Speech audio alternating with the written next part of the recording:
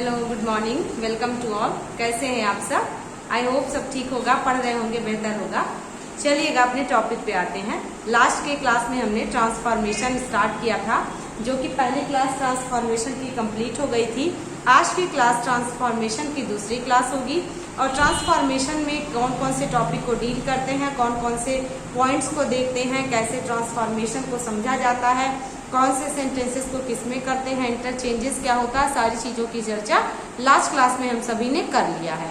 आज के क्लास में पिछले क्लास से कुछ पॉइंट्स उठा करके रिवाइज होगा और कुछ नए पॉइंट्स को जानने को मिलेगा। ठीक है, तो चलिएगा स्टार्ट करते हैं। तो हमने सीखा था लास्ट क्लास में किस प्रकार से अफर्मेटिव सेंटेंस को निगेटिव सेंटेंस बनाते हैं, किस प्रकार से इंट्रोगेटिव सेंटेंस को असर्टिव सेंटेंस बनाते हैं। तो उस पर कुछ हमने प्रैक्टिस भी किया था। तो उससे रिलेटेड कुछ क्वेश्चंस जो कि एग्जाम में आए हुए हैं, बस आपको एक पॉइंट ध्यान रखना है कि हर सेंटेंस में एकदम क्लेरिफाई करके क्वेश्चन नहीं पूछता है कि आपको क्लियर कर दे कि आपको कहना क्या है। कई बार क्वेश्चन सिर्फ ब्रैकेट में निगेटिव और असर्टिव और इंट्रोगेटिव लिख देता है, तो भी आपको अपने ज्ञान के आधार पर उसको सॉल्व करना होता है। डिटेल नहीं बताता कि इसको कैसे करना है। ठीक है, तो ट्रांसफॉर्मेशन की टॉपिक है। तो चलिएगा, फर्स्ट सेंटेंस है he was a villain to do such a deed. तो यहाँ पे देखिए, डीड मीन्स होता है कार्य। यहाँ पे सेंटेंस में ब्रैकेट में दिया है इंट्रोगेटिव सेंटेंस और इस सेंटेंस को इंट्रोगेटिव में चेंज करना है।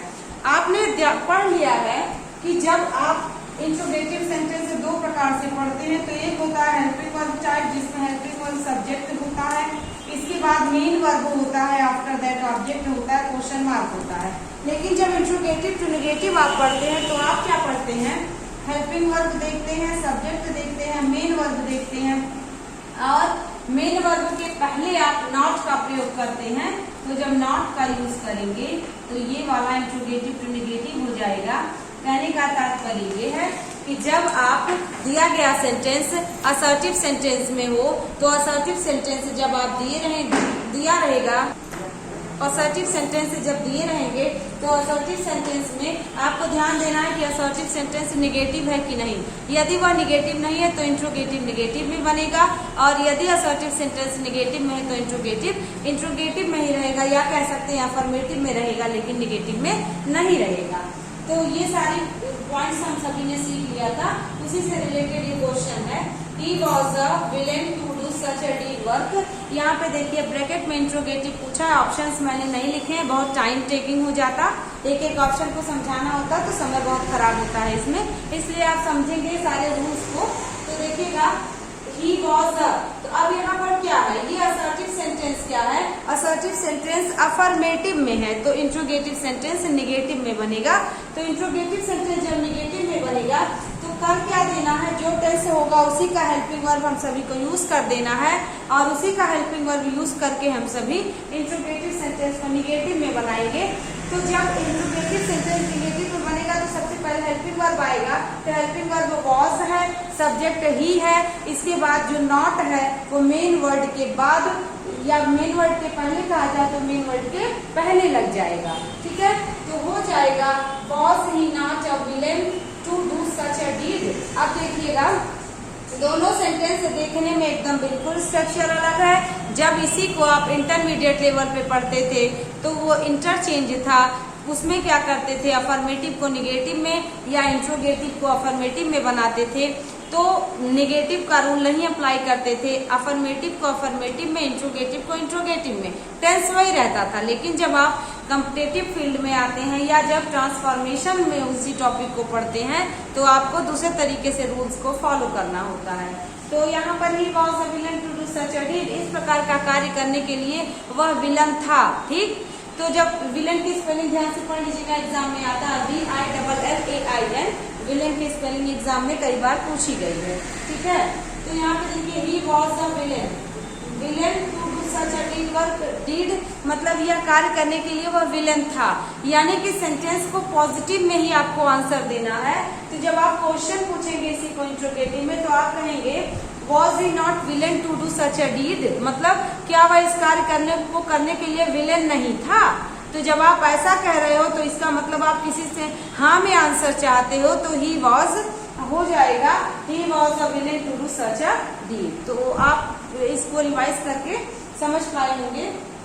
आगे देखेंगे, आगे सेंटेंस कह रहा है were we born simply to die, क्या हम मरने के लिए पैदा हुए हैं। तो यहाँ पर देखिएगा ये सेंटेंस इंट्रोगेटिव में है और इंट्रोगेटिव सेंटेंस को असर्टिव सेंटेंस में बनाना है। तो असर्टिव सेंटेंस में बनाने के लिए हम सभी को क्वेश्चन को देखना पड़ेगा कि क्वेश्चन किस टेंस में है। क्वेश्चन हम लोगों का वर से दिया गया है, तो हम मरने के लिए जन्म नहीं लिए हैं, तो ये आपको बताना है। तो we were not born simply to die, तो इसी को आप इंट्रोगेटिव में जब कहेंगे तो आप कहेंगे क्या हम मरने के लिए जन्म लिए हैं, सिर्फ मरने के लिए। तो आंसर मिलेगा हम मरने के लिए जन्म नहीं लिए हैं। तो इसी तरीके से असर्टिव और इंट्रोगेटिव को देखना है। अगला क्वेश्चन है everyone likes to get money, कह रहा है हर कोई पैसा पाना चाहता है, हर कोई पैसा प्राप्त करना चाहता है।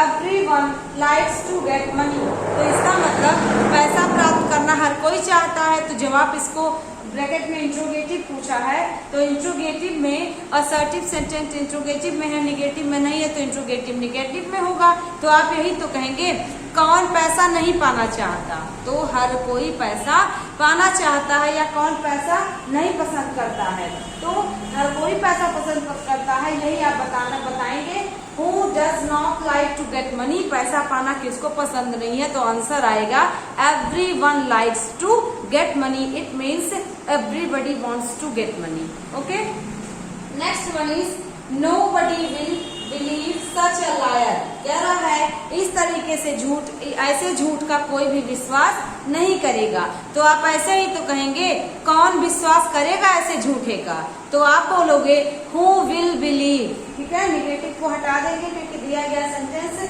नो हो, नॉट हो, नेवर हो, नोबडी हो, नन हो, ये सारे वर्ड्स जो है इंट्रोगेटिव में यूज होते हैं, नेगेटिव में यूज होते हैं। तो जब इसका इंट्रोगेटिव बनेगा तो इंट्रोगेटिव में रहेगा, नेगेटिव को स्किप कर देंगे।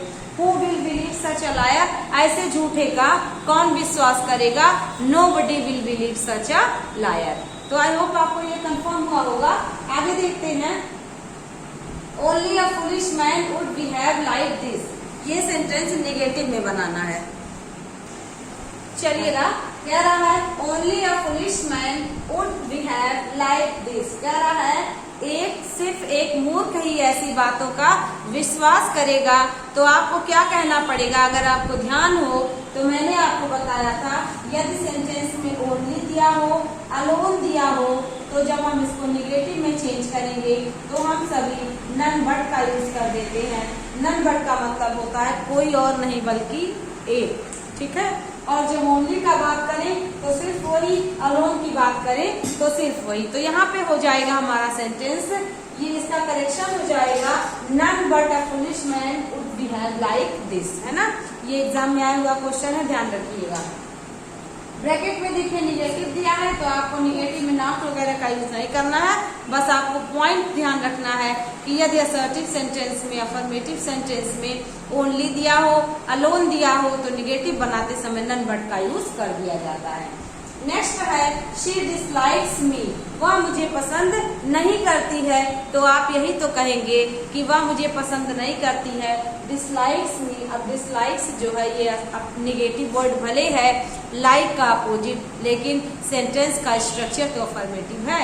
तो आप कह दोगे इसको, जब निगेटिव में कहोगे तो बोल दोगे she does not like me, वह मुझे पसंद नहीं करती है। इसका मतलब शी डिसलाइक्स मी, वह मुझे नापसंद करती है। आपको पता है ट्रांसफॉर्मेशन में सेंटेंस का स्ट्रक्चर चेंज हो सकता है, फॉर्म्स चेंज हो सकता है, but meaning will not be changed. Okay, next one is it is not harmless. तो इट इज नॉट हार्मलेस, जब हार्मलेस नहीं है तो क्या है, हार्मफुल है। तो हार्मलेस का अपोजिट आप हार्मफुल कर देंगे तो हो जाएगा इट इज नॉट हार्मलेस को आप कर सकते हैं it is harmful. Okay, next one is everyone makes a mistake, negative sentence बनाना है, जब इसको चेंज किया जाएगा तो हो जाएगा there is no one who does not make a mistake. कोई भी ऐसा नहीं है जो गलती ना करता हो। अगर कोई गलती ना करेगा तो ऐसे व्यक्ति को इनफॉलिबल करते हैं वन वर्ड सब्स्टिट्यूशन में। यदि कोई गलती करे तो उसको फॉलिबल करते हैं। तो यहाँ पर हो जाएगा there is no one who does not make mistake. कोई ऐसा नहीं है कि जो गलती ना करे, तो हर कोई गलती करता है, ऐसा कहा गया है। ठीक है, तो उसको ध्यान रखिएगा। इसके बाद हम लोग देखेंगे, आपको पता है कि एवरी वन वर्ड हमेशा हु को डिनोट करता है। नो वन वर्ड हो तो who does who co denote करता है। एवरी वन हो तो पर्सन को डिनोट करता है। इसको ध्यान रखना होगा, क्योंकि यहाँ पर देखिए every one makes some mistakes, हर कोई गलती करता है। तो कौन गलती नहीं करता है, या कोई ऐसा नहीं है जो गलती ना करे। ठीक है, अब चलिएगा हम लोग सीखेंगे एक्सक्लेमेटरी सेंटेंस को कैसे असर्टिव भी बनाते हैं। अब हम देखेंगे एक्सक्लेमेटरी सेंटेंस को असर्टिव सेंटेंस में और असर्टिव सेंटेंस को एक्सक्लेमेटरी सेंटेंस में कैसे चेंज करते हैं। एक्सक्लेमेटरी सेंटेंस क्या होता है, सबसे पहले वो जानने का प्रयास करेंगे। तो जैसा कि आप सभी जानते हैं, जब सेंटेंस में हाउ, लास्ट में एक्सक्लेमेशन मार्क, व्हाट और एक्सक्लेमेशन मार्क, या कभी कभी एलास होता है, हुर्रे होता है, ओ होता है, आ होता है, ऐसे कुछ वर्ड्स होते हैं, तो यही वर्ड एक्सक्लेमेटरी सेंटेंस को डिनोट करते हैं, एक्सक्लेमेटरी सेंटेंस को रिप्रेजेंट करते हैं। ठीक है, तो कुछ ऐसे पॉइंट्स हैं जो आपने देखा है एक्सक्यूज मी। तो कुछ ऐसे पॉइंट्स हैं जिसको आपने देखा है कि जब आप हाउ देखते हैं, व्हाट देखते हैं, तो ये हाउ और व्हाट इंट्रोगेटिव सेंटेंस में भी मिलता है, लेकिन इंट्रोगेटिव सेंटेंस में इन वर्ड्स का अगला मीनिंग होता है। और जब हम इसी को एक्सक्लेमेटरी सेंटेंस में देखते हैं तो एक्सक्लेमेटरी सेंटेंस में इसका अलग मीनिंग होता है। क्या मीनिंग होता है, जैसे देखिएगा, जब हाउ ब्यूटीफुल यानी कि हाउ और व्हाट के बाद कोई नाउन या कोई एडजेक्टिव हो, तो हम इसको कितना या क्या करके सरप्राइजिंगली लेते हैं और इसको सरप्राइज से कहते हैं। जैसे कह दिया जाए what a beautiful the bird is, what a nice day, how beautiful this dress is. तो इसका मतलब हो जाता है कि कितना सुंदर है, क्या सुंदर है। आपको कोई सरप्राइज लगे तो आप उसको क्या कहेंगे, आप उसको एक्सक्लेमेटरी सेंटेंस में डिनोट करने का प्रयास करेंगे। ठीक है, तो ऐसे सेंटेंसेस आते हैं एक्सक्लेमेटरी सेंटेंस में। तो जब हम इसको असर्टिव में चेंज करते हैं तो सबसे पहले क्या करते हैं, सब्जेक्ट मिसिंग होता है इसमें, तो सब्जेक्ट हम सभी को इट लगाना होता है। और ये जो हाउ और व्हाट होता है उसको वेरी में, ग्रेट में, ब्यूटीफुल में या स्ट्रेंज में कभी कभी बदल देते हैं। कई सारे फाइन में, नाइस में, बहुत सारे हैं, तो उसको हम लोग बदल देते हैं अपने सुविधा अनुसार। तो उसको हम लोग जब चेंज कर देते हैं तो वही हम लोगों का असर्टिव सेंटेंस एक्सक्लेमेटरी सेंटेंस में और एक्सक्लेमेटरी सेंटेंस अगर असर्टिव सेंटेंस में बदल जाता है। तो चलिएगा देखने का प्रयास करेंगे। और सेंटेंस में अगर ओ दैट हो या वुड दैट हो तो इसको नोट डाउन कर लीजिएगा। यदि ट्रांसफॉर्मेशन के अंतर्गत एक्सक्लेमेटरी सेंटेंस में ओ दैट या वुड दैट आए तो उसको असर्टिव सेंटेंस बनाते समय उसको क्या कर देते हैं, उसको आई विश में चेंज कर देते हैं। ठीक है, आई विश मतलब होता है काश, क्योंकि वुड दैट या ओ दैट मीन्स भी होता है काश। ओ दैट कहीं दिया हो या वुड दैट कहीं दिया हो तो उसका मीन्स होता है काश। ठीक है, तो जब हम असर्टिव सेंटेंस में चेंज करेंगे तो इसका मीन्स आई विश में भी बदल देंगे, तो आई विश का मतलब भी होता है काश। ठीक है, तो चलिए इसको करने का प्रयास करते हैं। जैसा होगा सेंटेंस में अर्थ उसी के अनुसार हम लोग चेंज करेंगे। जैसे सेंटेंस में लिखा है how beautiful a bird a girl she is, तो यहाँ पर देखिए इसमें सब्जेक्ट दिया हुआ है, तो आप इसको क्या करेंगे, सब्जेक्ट को असर्टिव सेंटेंस के अनुसार जब लिखेंगे तो असर्टिव सेंटेंस में आप सभी जानते हैं सब्जेक्ट वर्ब और ऑब्जेक्ट को फॉलो करते हैं। तो यहाँ पर देखिए सब्जेक्ट शी है तो हो जाएगा शी के बाद इज। अब हाउ और व्हाट को वेरी में या ग्रेट में बदल देते हैं तो very beautiful girl, full stop लगा देंगे। एक्सक्लेमेटरी सेंटेंस में एक्सक्लेमेशन मार्क रहेगा, लेकिन जब हम इसको असर्टिव सेंटेंस में चेंज करेंगे तो फुल स्टॉप का यूज करना पड़ेगा। ठीक है, तो फुल स्टॉप का यूज जब करेंगे तो फुल स्टॉप का यूज हमारा करेक्ट हो जाएगा।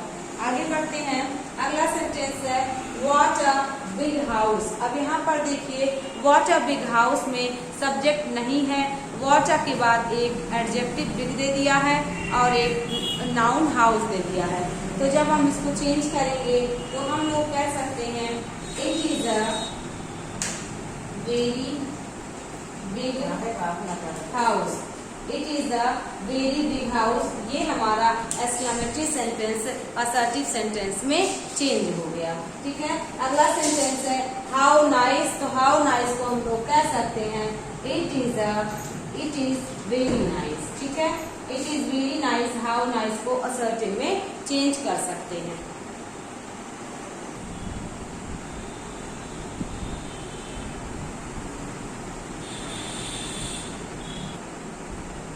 ओ दैट दिया हो तो ओ दैट को आई विश में चेंज कर देंगे। तो जैसे आई विश आई वर रिच, तो यहाँ पर ये एक्सक्लेमेटरी सेंटेंस आई विश है, आई विश को हम लोग ओ दैट को आई विश में चेंज कर देंगे। बाकी कोई चेंजेस नहीं करेंगे कि सेंटेंस में वर्ब को हैड बीन में चेंज कर दिया जाए या कोई भी चेंजेस, ऐसा कुछ अपनी तरफ से नहीं करना। सिर्फ ओ दैट को वुड दैट को हम लोग आई विश में चेंज कर देंगे, बाकी सेंटेंसेस वैसे ही नोट डाउन कर देंगे। इसके बाद का सेंटेंस है would that I had not wasted my time when I was young. तो यहाँ पे देखिए कह रहा है जब मैं छोटा था तो काश मैं अपना समय न नष्ट किया होता, या जब मैं युवा था तो काश मैं अपना समय न नष्ट किया होता। तो जब हम इसको चेंज करेंगे तो हो जाएगा आई विश, क्योंकि आपने सीखा है कि ओ दैट को वुड दैट को आई विश में चेंज कर देते हैं। तो हो जाएगा I wish I had not wasted my time when I was young. अपने तरफ से कुछ भी नहीं, सिर्फ ओ दैट को वुड दैट को आई विश में चेंज कर देना। ओके, नेक्स्ट एग्जाम्पल है, नेक्स्ट देखिएगा व्हाट अ मैन। तो व्हाट अ मैन में जब आप किसी पर सरप्राइजली कहते हो, अगर आप किसी को पॉजिटिव वे में कहते हो, कोई कार्य किसी का आपको अच्छा लगे तो आप कहते हो व्हाट अ मैन, मतलब क्या आदमी है, मेरा काम सुलझा दिया। लेकिन कई बार आप इरिटेट होकर के जब आप बोलते हो व्हाट अ मैन मीन्स कैसा आदमी है, मेरा काम बिगाड़ दिया या मुझे उलझा दिया, मुझे परेशान कर दिया। तो दोनों सेंस में आप इसको दे सकते हैं। आप कह सकते हैं it is a very strange man, या कह सकते हैं it is strange man. Positive sense में सोचेंगे तो it is a brilliant man. ठीक है, आप कुछ ऐसे ही चेंज करेंगे। तो अब हम लोग कुछ और एग्जाम्पल को देखने का प्रयास करते हैं। कुछ सेंटेंसेस हैं, जैसे कह रहा है what a building, it is a big building. अब यहाँ पे देखिए व्हाट अ मैन है, इसके पहले भी व्हाट अ मैन आया था, वहां पर इट का यूज कर दिया गया था, लेकिन इट का यूज नहीं होगा, ही का यूज होगा पर्सन के लिए। तो यहाँ पर देखिएगा कह रहा है व्हाट अ मैन, तो व्हाट अ मैन है, व्हाट अ मैन का अब देखिए यदि पॉजिटिव सेंस में करेंगे तो आप कहेंगे वंडरफुल मैन, और नेगेटिव सेंस में कहेंगे तो स्ट्रेंज मैन लगा सकते हैं। तो हो जाएगा कि इज अ स्ट्रेंज मैन। यदि आप नेगेटिव सेंस में करते हैं तो ऐसे कर सकते हैं, पॉजिटिव सेंस में he is a wonderful man, wonderful man, आप ऐसे इसको कर सकते हैं। मैन है, यदि मैन ना होता, कोई थिंग की बात होती, कोई एनिमल की बात होती तो इट का यूज करेक्ट था। अदरवाइज पर्सन हो तो हमेशा ही का यूज करेंगे। नेक्स्ट सेंटेंस है व्हाट अ प्रिटी फ्लावर। तो व्हाट अ प्रिटी फ्लावर क्या है? प्रिटी फ्लावर, फ्लावर एक नाउन है और प्रिटी एक एडजेक्टिव है, और यहाँ पर फ्लावर नॉन लिविंग है, इसलिए यहाँ पर इट का यूज करेंगे। तो सेंटेंस हो जाएगा it is a very pretty flower, it is a very pretty flower. अब एक्सक्लेमेटरी सेंटेंस असर्टिव सेंटेंस में चेंज हो गया। हाउ ओल्ड यू आर, देखिए ये सेंटेंस अगर ऐसे लिखा है तो एक्सक्लेमेटरी है, लेकिन यही सेंटेंस अगर ऐसे लिखा रहे हाउ आर यू, तो ये क्या है, इंट्रोगेटिव है, हाउ आर यू। लेकिन कह रहा हाउ ओल्ड यू आर, तो ये सेंटेंस में कह रहा है कि तुम कितने बूढ़े हो, लेकिन तुम्हारी उम्र कितनी है, हाउ ओल्ड आर यू। ये अगर इस तरह से दिखा रहे तो ये पूछ रहा है कि तुम्हारी कितनी उम्र है, लेकिन यहाँ पर यही सेंटेंस अगर एक्सक्लेमेटरी के सेंस में हेल्पिंग वर्ब को जो आर है लास्ट में कर दिया जाए और जो सब्जेक्ट है वो सब्जेक्ट आगे हो जाए तो एक्सक्लेमेटरी की स्टाइल है।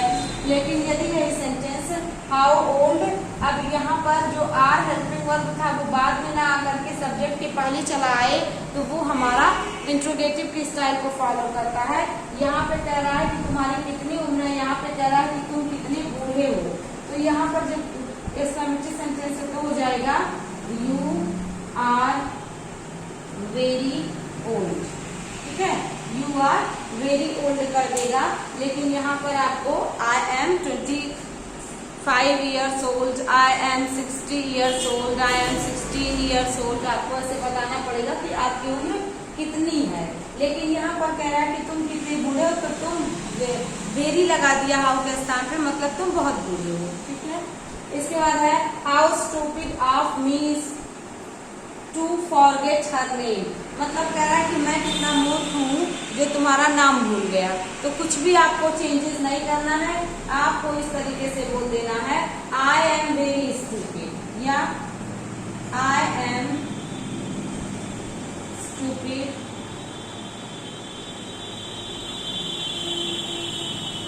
Of me. इसके बाद टू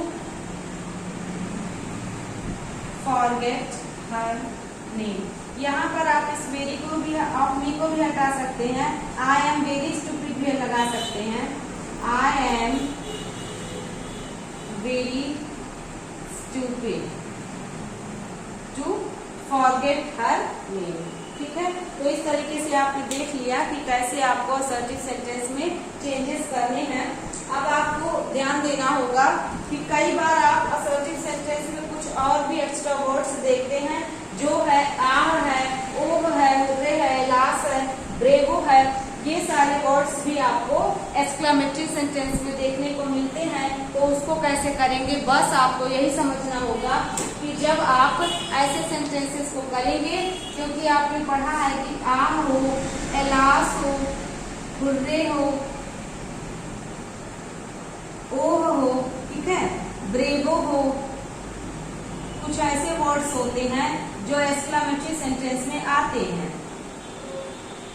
एक्सक्लेमेटरी सेंटेंस में आते हैं। तो इनको कैसे असर्टिव में बनाना है, तो बस आपको यही समझना है, जब आपको खुशी महसूस हो it is matter of Joy, जब आपको किसी की प्रशंसा करनी हो, जैसे ब्रेवो वर्ड लग जाए तो it is matter of praise, it is matter of, आपको लगा देना कि it is matter of praise, it is matter of Joy कर देना है, इट इज मैटर ऑफ सारो कर देना है। और जब ब्रेवो वर्ड आपको दिखे तो ब्रेवो वर्ड पे आपको ब्रेवो के स्थान पे क्या कर देना है, it is matter of praise या it is matter of applause, है ना, कुछ भी ऐसे वर्ड्स को यूज करेंगे। तो जब आप देखते हैं लास्ट वर्ड हो तो हमेशा सैड को डिनोट करता है, हुर्रे वर्ड हो तो हैप्पीनेस को डिनोट करता है, ठीक है। और ये आम वर्ड हो, ओह वर्ड हो, इस तरीके से वर्ड हो तो सरप्राइज को डिनोट करता है, ओह वर्ड भी सरप्राइज को डिनोट करता है, या आप इसको कह सकते हैं अफसोस को डिनोट करता है। ब्रेवो वर्ड अगर हो तो जब ब्रेवो वर्ड कहीं भी मिले तो आपको क्या कर देना है, it is matter of praise, मतलब प्रशंसा का विषय है, आनंद का विषय है। यहाँ पर हुर्रे वर्ड होते हैं, it is matter of happiness, it is matter of delight, it is matter of Joy, कुछ भी आप ऐसे डिनोट कर देंगे। तो बस आपको यही समझना है कि जो भी इससे रिलेटेड ऐसे वर्ड्स होंगे उन वर्ड्स को आप हटा देंगे और उन वर्ड्स के स्थान पे जो भी डिनोशन हो सेंटेंस में, हैप्पीनेस हो, सैडनेस हो, सॉरो हो, सरप्राइज हो, तो it is matter of surprise, it is matter of sorrow, it is matter of Joy, it is matter of praise. आप कुछ भी ऐसे वर्ड्स का यूज करके सेंटेंस को, एक्सक्लेमेटरी सेंटेंस को असर्टिव सेंटेंस बना सकते हैं, ठीक है। चलिएगा कुछ एग्जांपल से देखते हैं। जैसे अगर कह दिया जाए alas I am ruined, full stop। यहाँ पे एक्सक्लेमेशन मार्क दिया है तो हो जाएगा it is matter of sorrow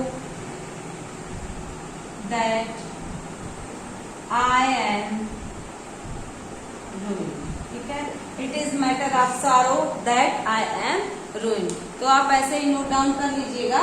अब हम लोग कुछ सेंटेंसेस की प्रैक्टिस करते हैं। चलिए कुछ सेंटेंसेस हैं। सेंटेंस कह रहा है how good we have won the match. कह रहा है बड़े खुशी की बात है हम मैच जीत गए। तो जब हम इसको चेंज करेंगे तो हो जाएगा it is matter of Joy. Joy क्यों आया? क्योंकि यहाँ पे जॉय के स्थान पे आप डिलाइट भी लिख सकते थे, जॉय के स्थान पे आप इंजॉयबल भी लिख सकते थे, इंजॉयफुल भी लिख सकते थे, या यहाँ पर आप डिलाइट भी लिख सकते थे। तो उन्हें वर्ड मैच जीतने की खुशी में डिनोट किया है तो हो जाएगा it is matter of joy that we have won the match. That क्यों लग रहा है? क्योंकि आपको पता है जब असर्टिव सेंटेंस आप बनाते हैं तो दो सेंटेंसेस को जोड़ने के लिए दैट का यूज किया जाता है की के अर्थ में। ठीक है, तो इसीलिए यहाँ पर ये हो जाएगा। अगला सेंटेंस है bravo well done, well played मतलब बहुत अच्छा, शाबाश, वेल डन भी वर्ड यूज होता है। तो ब्रेवो हो, वेल डन हो मतलब उसका होता है शाबाश, किसी को आप सराहनीय करना, किसी की सराहना करना। तो ब्रेवो वेल प्लेड मतलब it is matter of played. Well played मतलब कौन? तुम ही तो अच्छा खेले, कहने का मतलब है। इसको आप ऐसे भी लिख सकते थे यू हैव प्लेड वेल या यू प्लेड वेल।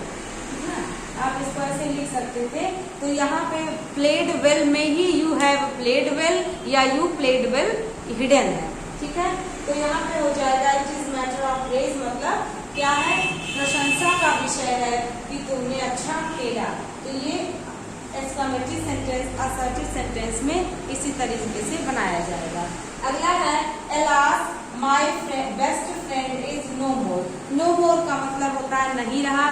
जैसे अगर आपको कहना हो कि कोई डाई हो गया, कोई डेड हो गया, तो आप अब डाई और डेड का यूज ना करके आप क्या करते हैं? कैकोफोनी के स्थान पे यूफोनी का यूज कर देते हैं। कैकोफोनी और यूफोनी मतलब होता है जब आप किसी को प्लीजेंट साउंड में करें तो वो यूफोनी होता है, और जब हार्श साउंड में कोई बात कहे तो कैकोफोनी होता है। तो आजकल हार्श साउंड में न करके प्लीजेंट साउंड में किसी चीज को कहना यूफोनी कहलाता है। तो यहाँ पे देखिए नो मोर कह रहा है कि मेरा बेस्ट फ्रेंड नहीं रहा। पास अवे डेड ऐसा कुछ नहीं कह रहा है, नो मोर कह रहा है। तो नो मोर नेगेटिव है तो आप भी नो मोर को नो मोर ही रखेंगे। लेकिन एलास वर्ड बता रहा है कि सेंटेंस में कोई दुख की बात हुई है, कोई दुखी होने का मैटर है, तो हो जाएगा it is matter of sad या it is matter of sorrow that, यानी दुखी होने का विषय है, दुख का विषय है कि मेरा मित्र नहीं रहा। ठीक है, आगे है O a saint was afraid of ghost. Surprise है कि ओ एक सेंट जो है, अफ्रेड ऑफ मतलब होता है भयभीत होना, घोस्ट से डर गया। तो क्या हो जाएगा? It is matter of surprise that a saint was afraid of ghost मतलब सरप्राइज वर्ड यहाँ पर देखिए दिखा रहा है। यहाँ पे सारो, यहाँ पर डिलाइट, यहाँ पे हैप्पीनेस, यहाँ पर जॉय, कुछ भी वर्ड नहीं है, यहाँ प्रेज वर्ड नहीं है। यहाँ पर कौन सा वर्ड है? यहाँ पर सरप्राइज वर्ड में अपनी बात को कह रहा है। Bravo you have saved the life of a child मतलब शाबाश, तुमने एक बच्चे के जीवन को बचाया है। तो हो जाएगा it is matter of praise that you have saved the life of a child कि बहुत प्रशंसा का विषय है कि तुमने एक चाइल्ड के जीवन को बचाया है। तो it is matter of praise यहाँ पर दिखा रहा है। ठीक है,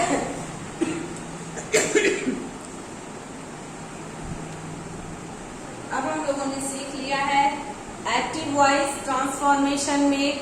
हम सभी ने डिग्री ऑफ कंपैरिजन सीख ही लिया था एक टॉपिक में, और फिर हम सभी ने आज की क्लास में असर्टिव सेंटेंस को negative sentence, interrogative sentence, exclamatory sentence बनाना सीखा। अब हम लोग सीखेंगे interchange of simple and compound, simple and complex, compound and complex, complex and compound.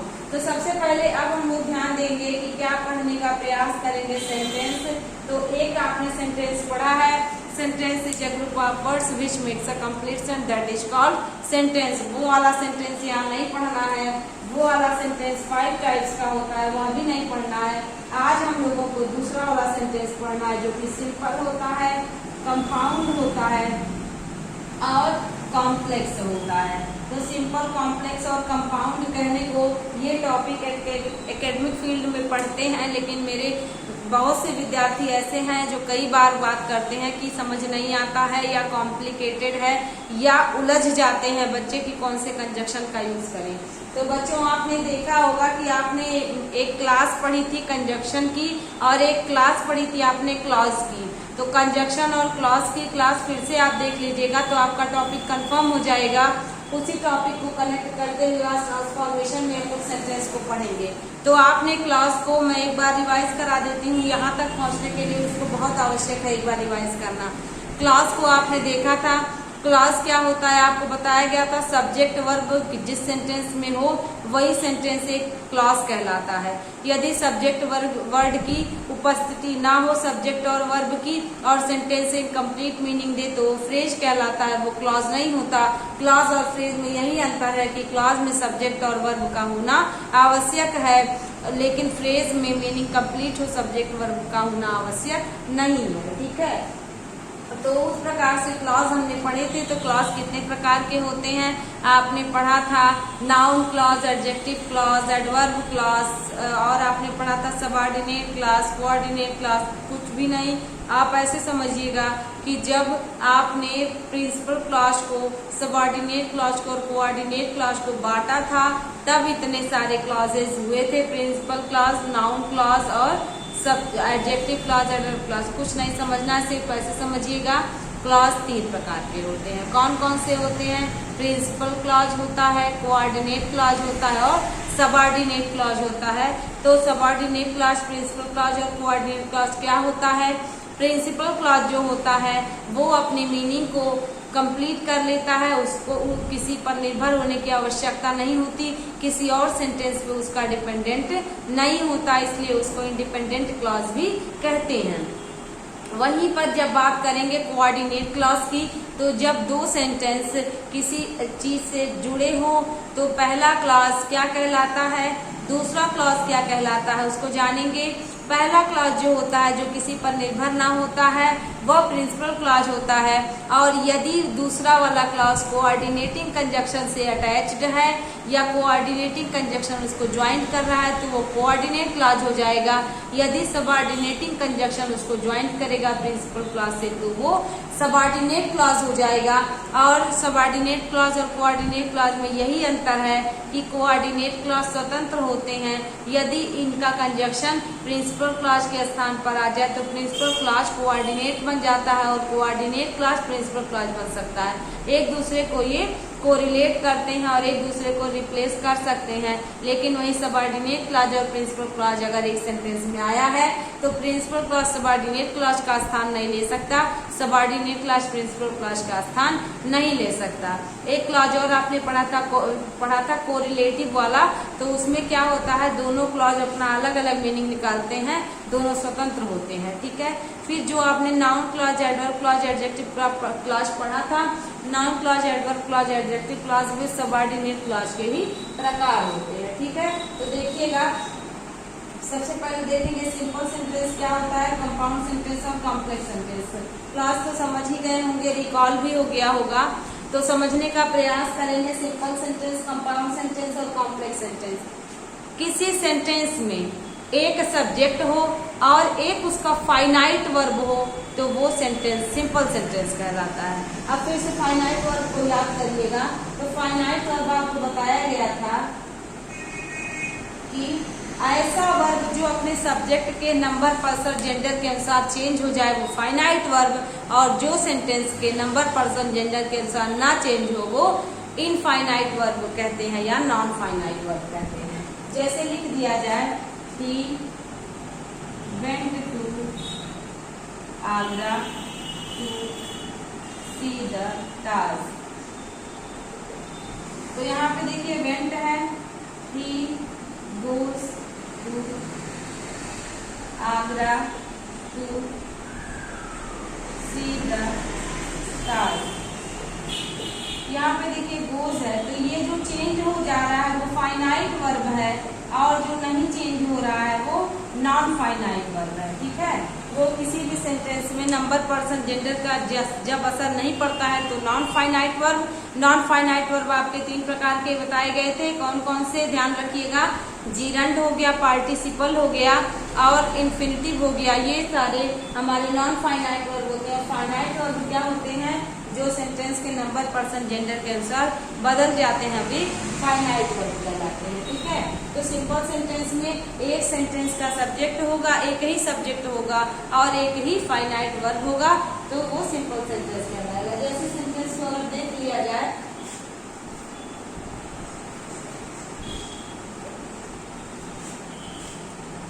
he was ill, he did not come to me।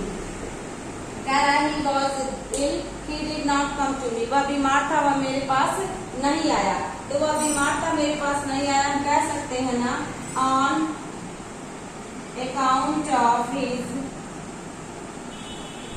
illness he did not come to me। तो यहाँ पर देखिए इस सेंटेंस में subject ढूंढना start करेंगे तो subject एक ही है। तो जब सेंटेंस में सब्जेक्ट एक ही हो तो सिंपल सेंटेंस होता है, और एक उसका देखिए फाइनाइट वर्ब है। ठीक है, और देख सकते हैं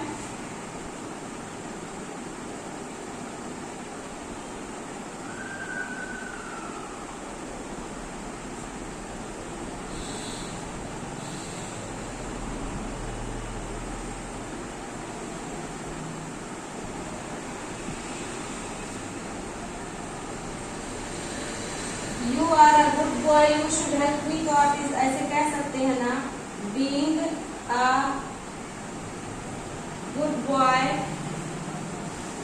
you should help me, you should help me. तो देखिए बीइंग है और गुड बॉय है, यहाँ पर सब्जेक्ट ढूंढे तो एक ही सब्जेक्ट है। जब आप दो अलग अलग सेपरेट सेंटेंस को अपने कुछ प्रीपोजिशंस के माध्यम से, कुछ सपोर्टर्स के माध्यम से, या कुछ अपने तरीके से कुछ वर्ड्स यूज करके, जिसमें से जीरंड होता है, पार्टिसिपल होता है, इन्फिनिटिव होता है, इन चीजों का यूज करके अलग अलग सेंटेंसेस को एक सेंटेंस बनाते हैं, तो वो सारे क्रियाकलाप सिंपल सेंटेंस में होते हैं। तो सिंपल सेंटेंस को कैसे, अलग अलग सेंटेंस को सिंपल सेंटेंस में एक सेंटेंस बनाना है, वो ट्रांसफॉर्मेशन में पढ़ने को मिलता है। तो आई थिंक आपने समझ लिया होगा कि सिंपल सेंटेंस क्या होता है। अब हम लोग देखेंगे कंपाउंड सेंटेंस क्या होता है। कंपाउंड सेंटेंस में बस यही आपको ध्यान रखना है, सिंपल सेंटेंस में एक ही सब्जेक्ट, एक ही फाइनाइट वर्ब होगा, और ये बीच में किसी से नहीं जुड़े रहेंगे। ये शुरुआत में ही जो भी वर्ड्स यूज होंगे, जैसे ड्यू टू हो गया, ऑन अकाउंट ऑफ हो गया, इन स्पाइट ऑफ हो गया, बीइंग हो गया, बहुत सारे वर्ड्स हैं। या कह दिया जाए प्रेजेंट पार्टिसिपल का हेल्प लेकर के, टू का हेल्प लेकर के, इन्फिनिटिव का हेल्प करके लेकर के, किसी भी वर्ड्स का यूज लेकर के बनाया जाता है, लेकिन स्टार्टिंग में ही जोड़े जाते हैं। लेकिन जो कंपाउंड सेंटेंस होता है, कंपाउंड सेंटेंस में 2 क्लॉज होते हैं। एक क्लॉज होता है प्रिंसिपल क्लॉज और दूसरा क्लॉज होता है कोऑर्डिनेट क्लॉज। ठीक है, और कंपाउंड कॉम्प्लेक्स सेंटेंस में एक क्लॉज होता है प्रिंसिपल क्लॉज और दूसरा क्लॉज होता है सबऑर्डिनेट क्लॉज। इसको आप ऐसे ही नोट डाउन करिएगा कि जो सबऑर्डिनेट क्लॉज होते हैं वे कॉम्प्लेक्स सेंटेंस में आते हैं, और जो कोऑर्डिनेट क्लॉज होते हैं वे कंपाउंड सेंटेंस में आते हैं। अब कंपाउंड सेंटेंस को जोड़ने के लिए किसकी आवश्यकता होती है? कोऑर्डिनेटिंग कंजक्शन की। कोऑर्डिनेटिंग कंजक्शन की, कोऑर्डिनेटिंग कंजक्शन के द्वारा ही हमें जानने को मिलता है कि वह सेंटेंस कंपाउंड सेंटेंस है। अब एग्जाम में क्वेश्चन कैसा आता है, एग्जाम में पहचानने के क्वेश्चन आ जाता है कि कौन सा सेंटेंस इसमें सिंपल है, कौन सा कॉम्प्लेक्स है, कौन सा कंपाउंड है। तो सिर्फ ऐसे ही पहचाना जाता है कि जब कोऑर्डिनेटिंग कंजक्शन से जुड़ा हो तो कंपाउंड, और जब सबऑर्डिनेटिंग कंजक्शन से दो अलग अलग सेंटेंस जुड़े हो तो वो कॉम्प्लेक्स सेंटेंस कहलाते हैं। तो कॉम्प्लेक्स सेंटेंस किससे अटैच होते हैं? सबऑर्डिनेटिंग कंजक्शन से, सबऑर्डिनेटिंग कंजक्शन से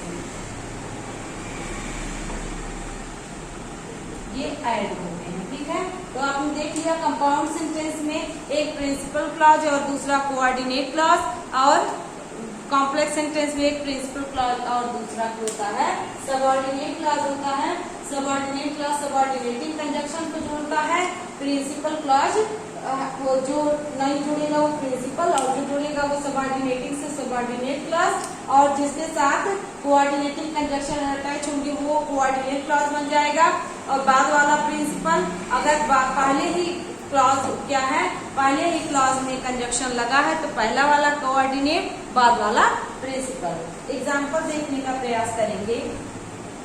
कंपाउंड सेंटेंस क्या होता है? कंपाउंड सेंटेंस हमेशा कोऑर्डिनेटिंग कंजक्शन से। अब आप ध्यान रखेंगे कोऑर्डिनेटिंग कंजक्शन कौन कौन से थे। कोऑर्डिनेटिंग कंजक्शन भी 4 प्रकार के आपको बताए गए थे। Cumulative conjunction, copulative conjunction, disjunctive conjunction, alternative conjunction, adversative conjunction, relative conjunction. ये सारे कंजक्शन क्या थे? ये सारे कंजक्शन हमारे कोऑर्डिनेटिंग कंजक्शन थे। और जब हम लोग सबऑर्डिनेट की बात करें तो सबऑर्डिनेट में हमने देखा था 3 प्रकार के। यदि कोई कंजक्शन नाउन की तरह कार्य करे तो नाउन क्लॉज, एडजेक्टिव की तरह कार्य करे तो एडजेक्टिव क्लॉज, एडवर्ब की तरह कार्य करे तो एडवर्ब क्लॉज होता है। तो एग्जाम में क्वेश्चंस कैसे बने हैं? एक तो बना है पहचानने वाला क्वेश्चन, और दूसरा बना है सेंटेंस में पहचानने वाला क्वेश्चन न दे करके आपको कोऑर्डिनेट क्लॉज के द्वारा कंपाउंड को बनाना, और सबऑर्डिनेट क्लॉज के द्वारा सबऑर्डिनेट क्लॉज के द्वारा कॉम्प्लेक्स बनाना, चेंज करना। जैसे सिंपल को कंपाउंड में, कंपाउंड को कॉम्प्लेक्स में, कॉम्प्लेक्स को सिंपल में चेंज करने के क्वेश्चंस बने हैं। तो थोड़ा सा प्रयास करेंगे जानने का। अब चलिए कंपाउंड के कुछ एग्जांपल देख सकते हैं। यदि कहा जाए Rita is busy but her sister is not busy. तो यहाँ पर देखिए रीता इज बिजी ये प्रिंसिपल क्लॉज है, और बट से लेकर के ये क्या है? कोऑर्डिनेट क्लॉज है। तो अब ये सेंटेंस क्या है? ये सेंटेंस हमारा कंपाउंड सेंटेंस है। कैसे पहचाने? बट लगा है जो कि कोऑर्डिनेटिंग कंजक्शन है, वो हमारा कंपाउंड सेंटेंस हो गया। तो बहुत आसान है, बस आप इसी कंजक्शन को ध्यान रखिएगा। और एग्जाम्पल देख सकते हैं।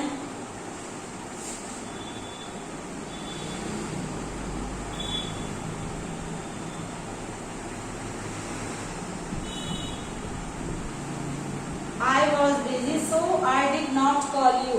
तो यहाँ पे देखिए I was busy so I did not call you में I was busy क्या है? I was busy principal clause है, और so I did not call you coordinate clause है। अब दिया गया कंजक्शन क्या है? दिया गया कंजक्शन हमारा जो सेंटेंस में मिला है वो कंजक्शन हमारा कोऑर्डिनेटिंग कंजक्शन है, और दिया गया सेंटेंस कंपाउंड सेंटेंस है। तो बहुत आसान से आप इसको आसान भाषा में समझने का प्रयास करिएगा।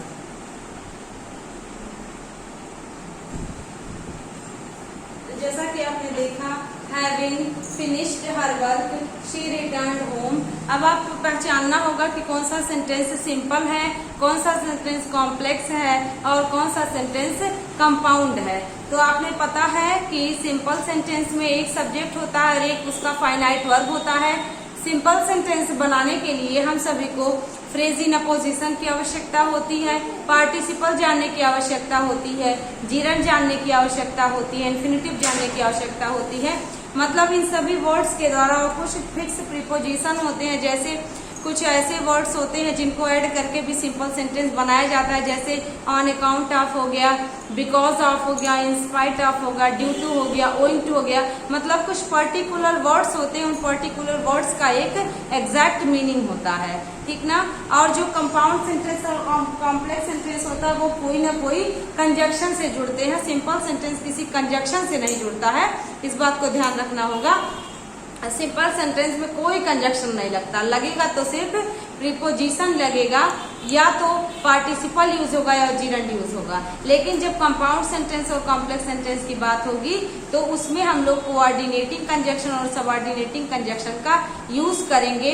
अब बार बार ये सब बताने का तात्पर्य यह है कि आप कई बार कंफ्यूज हो जाते हैं या उसमें मिसलेनियस आपका रूल चलने लगता है, तो आपको ध्यान रखना होगा compound sentence, coordinate clause, complex sentence और सबऑर्डिनेट क्लॉज, यानी कॉम्प्लेक्स में सबऑर्डिनेट, कंपाउंड में कोऑर्डिनेट, ठीक है। तो चलिएगा सेंटेंस को पहचानने का प्रयास करेंगे, और कैसे पहचानेंगे हम लोग, कंजक्शन की सहायता से।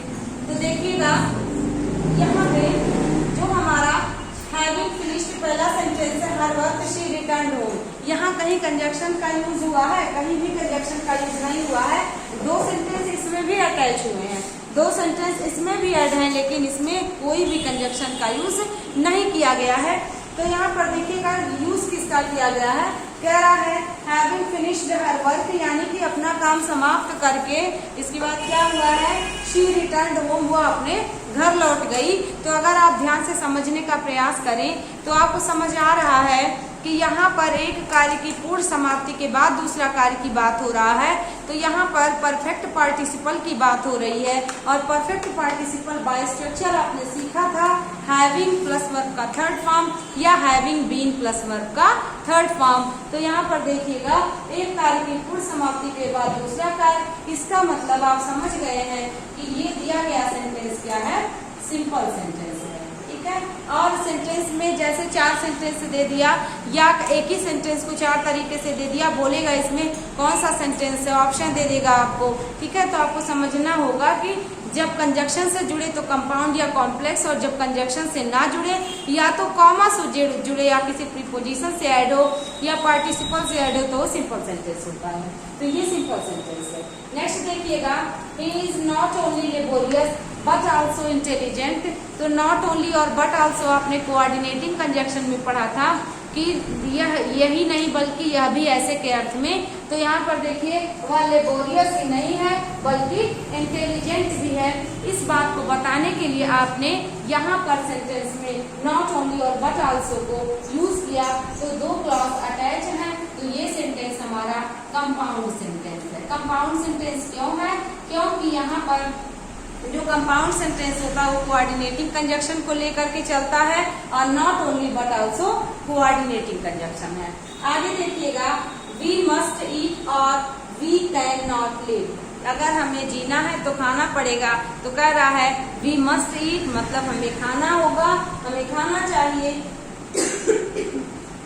और वी कैन नॉट लिव अन्यथा हम जिंदा नहीं रह सकते, जीवन नहीं जी सकते हैं। तो यहाँ पर देखिएगा वी मस्ट ईट और वी कैन नॉट लिव। तो यहाँ पर जो और है वो और हमें कोऑर्डिनेटिंग कंजक्शन की याद दिलाता है। तो दिया गया सेंटेंस कंपाउंड सेंटेंस है, ठीक है।